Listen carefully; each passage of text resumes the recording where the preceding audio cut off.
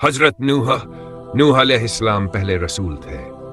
हजरत आदम अलैहिस्सलाम के बाद वे पहले नबी थे जिन्हें अल्लाह ताला ने रिसालत अता की। सही मुस्लिम की एक हदीस में हजरत अबू हुरैरा रजी अल्लाहु अन्हु से रिवायत है कि ए नूह, तू जमीन पर सबसे पहला रसूल बनाया गया। हजरत नूह अलैहिस्सलाम की कौम, उनकी दावत और कौम की नाफरमा हजरत नूह अलैहिस्सलाम के नबी बनाए जाने से पहले उनकी कौम अल्लाह की तौहीद और सही मजहबी रोशनी से बिल्कुल अनजान हो चुकी थी।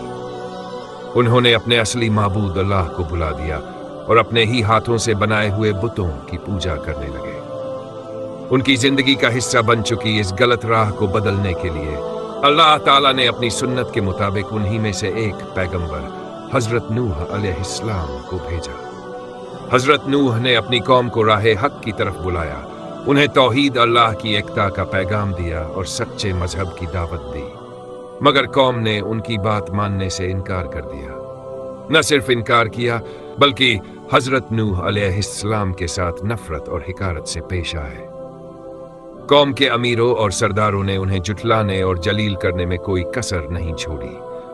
अमीरों के मानने वालों ने भी उनकी तकलीद में हर तरह से हजरत नूह अलैहिस्सलाम की तौहीन की। उन्होंने हजरत नूह अलैहिस्सलाम के बारे में ताजुब से कहा, यह कौन है जो हमें सही रास्ता दिखाने की बात करता है? ना यह हमसे ज्यादा अमीर है, ना यह कोई फरिश्ता है। आखिर इसे क्या हक है कि यह हमारा पेशवा बने और हम इसके हुक्मों को माने?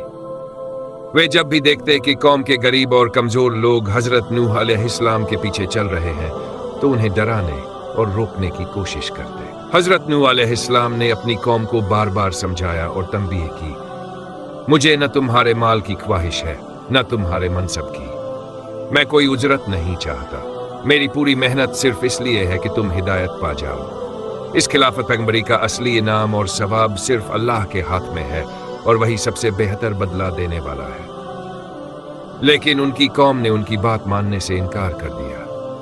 हजरत नूह अलैहिस्सलाम ने पूरी कोशिश की कि ये बदबख्त कौम अल्लाह की रहमत में आ जाए, मगर वे जिद और हठधर्मी में और आगे बढ़ते गए। जितनी मेहनत हजरत नूह अलैहिस्सलाम ने तबलीग अल्लाह का पैगाम पहुंचाने में की, उतनी ही कौम ने उनसे दुश्मनी बढ़ा दी। न सिर्फ मजाक उड़ाया बल्कि उन्हें तकलीफ देने और चोट पहुंचाने के हर मुमकिन तरीके अपनाए। उनके सरदारों ने खुलकर लोगों से कह दिया, तुम अपने बुत वुद्दुद, सुवा यगूस और नसर की पूजा को कभी न छोड़ो। कौम का खुला चैलेंज। आखिर में जब वे हद से बढ़ गए तो कहने लगे, ए नूह, तूने हमसे बहुत झगड़ा कर लिया, अब इसे खत्म कर। अगर तेरा दावा सच है और अल्लाह का अजाब आना है तो उसे ले आ। हजरत नूह अलैहिस्सलाम ने जवाब दिया, अगर अल्लाह चाहेगा तो अजाब जरूर आएगा और तुम उसे रोक नहीं सकोगे। 950 साल की मेहनत और आखिरी मायूसी। हजरत नूह अलैहिस्सलाम ने 950 साल तक अपनी कौम को अल्लाह की राह पर बुलाया, लेकिन उनके दिलों पर मुहर लग चुकी थी। वे अपनी जिद और बुत परस्ती से पीछे हटने को तैयार नहीं थे। आखिरकार जब हजरत नूह अलैहिस्सलाम को उनकी हिदायत से पूरी तरह मायूसी हो गई तो अल्लाह ताला ने उन्हें तसल्ली दी और वही इल्हाम भेजा, ए नूह, जो ईमान लाने वाले थे वे ला चुके, अब इनमें से कोई ईमान नहीं लाएगा, इसलिए इनकी हरकतों पर गम न कर। जब हजरत नूह अलैहिस्सलाम को यकीन हो गया कि उनकी दावत संदेश को न मानने की वजह उनकी अपनी जिद और सरकशी है, तो उन्होंने अल्लाह की बारगाह में दुआ की, ऐ मेरे परवरदिगार, तू काफिरों में से किसी को भी जमीन पर बाकी न छोड़। अगर तू इन्हें यूं ही छोड़ देगा तो ये तेरे नेक बंदों को भी गुमराह कर देंगे और इनकी नस्ल भी इन्हीं की तरह नाफरमान होगी। अन्नाव कश्ती की तामीर। अल्लाह ताला ने हजरत नूह अलैहिस्सलाम की दुआ कबूल की और सरकशों के अंजाम का फैसला सुना दिया ताकि हजरत नूह अलैहिस्सलाम और उनके साथ के मोमिन लोग बच सकें। अल्लाह ने उन्हें हुक्म दिया कि वे एक नाव कश्ती तैयार करें। जब हजरत नूह अलैहिस्सलाम ने नाव बनानी शुरू की तो उनकी कौम के कुफ्फार इंकार करने वाले उन पर हंसने और मजाक उड़ाने लगे। वे कहते, अरे जब हमें डुबोया जाएगा तो तुम इस नाव में बच जाओगे। क्या ही अजीब और मूर्खता भरा ख्याल है। लेकिन हजरत नूह अलैहिस्सलाम ने इनकी बातों पर ध्यान न दिया और अपने काम में लगे रहे। अल्लाह ताला ने उन्हें पहले ही बता दिया था कि इन लोगों की तकदीर में डूबना लिखा है। ए नूह, تو ہماری نگرانی میں اور ہماری وردیش کے مطابق ناو تیار کر۔ اب ان نافرمانوں کے بارے میں مجھ سے کوئی سفارش نہ کرنا، یہ یقیناً ڈوبنے والے ہیں۔ عجاب کی پہلی نشانی، آخرکار حضرت نوح علیہ السلام کی ناو بن کر تیار ہو گئی۔ اب اللہ کا وعدہ پورا ہونے کا وقت قریب آ چکا تھا۔ حضرت نوح علیہ السلام نے عجاب کی پہلی نشانی دیکھی جو انہیں پہلے سے بتا دی گئی تھی، یعنی دھرتی کے نیچے سے پانی نکلنے۔ تب اللہ کی وحی نے ان کو حکم سنایا کہ ناو میں خاندان والوں کو بیٹھنے کا حکم دو اور تمام جانداروں میں سے ہر ایک کا ایک جوڑا ناو میں پناہ لے، اور چھوٹی جماعت لگ بھگ 40 لوگ بھی جو تم پر ایمان لا چکی ہے ناو میں سوار ہو جائے۔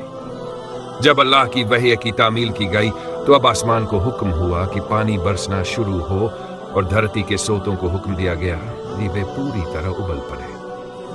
اللہ کے حکم سے جب یہ سب کچھ ہوتا رہا تو ناو بھی اس کی حفاظت میں پانی پر ایک مدت تک تیرتی رہی، یہاں تک کہ تمام انکار کرنے والے اور دشمن ڈوب گئے اور اللہ تعالیٰ کے قانون جزا و اعمال کے مطابق اپنے کیے کو پہنچ گئے۔ جودی پہاڑ عذاب کا ختم ہونا۔ گر جب اللہ کے حکم سے عذاب ختم ہوا تو نوح علیہ السلام کی ناو جودی پر ٹھہر گئی۔ ترجمہ اور حکم پورا ہوا، ناو جودی پر جا ٹھہری اور اعلان کر دیا گیا کہ ظلم کرنے والی قوم کے لیے ہلاکت ہے۔ پانی دھیرے دھیرے سوکھنا شروع ہو گیا اور ناو میں پناہ لینے والوں نے دوسری بار امن و سلامتی کے ساتھ اللہ کی دھرتی پر قدم رکھا۔ اسی وجہ سے حضرت نوح علیہ السلام کا لقب ابو البشر ثانی یا آدم ثانی، یعنی انسانوں کا دوسرا باپ، اور شاید اسی اعتبار سے حدیث میں ان کو اول رسول کہا گیا۔ جس انسان پر اللہ کی وحی نازل ہوتی ہے وہ نبی، اور جس کو نئی شریعت بھی عطا کی گئی ہو وہ رسول۔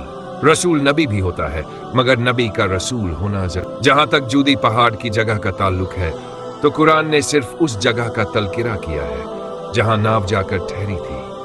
البتہ تورات کی شرح لکھنے والوں کا خیال ہے کہ جودی پہاڑ کے اس سلسلے کا نام ہے جو ارارات اور جارجیا کے پہاڑی سلسلے کو آپس میں ملاتا ہے۔